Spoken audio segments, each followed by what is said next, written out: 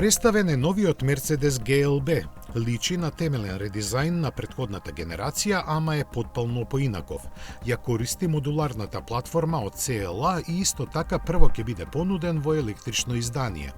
За 10 см зголемената должина му обезбедува повеќе простор, поголема практичност и 3 реда седишта.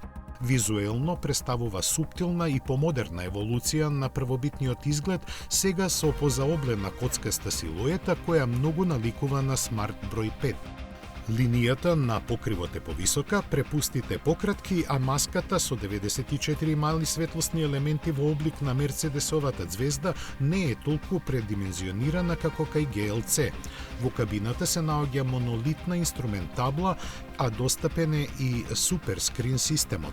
Тој се состои од 3 големи екрани покрај дигиталната инструмент табла од 10,25 инчи, уште 2 од 14 инчи, централниот и посебен за совозачот, на кој може да се гледаат и видеа за време на возењето.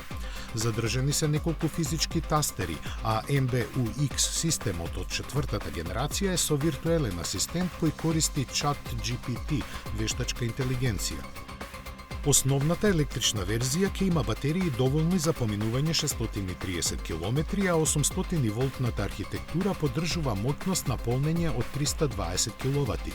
Електромоторот од 272 коњски сили е поврзан со двостепена трансмисија, која овозможува подобри перформанси при помали и поголема ефикасност при повисоки брзини.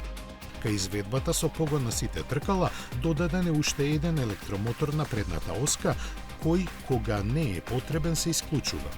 Со неговите 82 дополнителни коњски сили, забрзувањето до 100 км/ч трае 5,5 секунди. Подоцна ќе бидат додадени и хибриди со новиот 1,5 литерски турбомотор спарен со 8-степен менувач, во кој има вграден електромотор.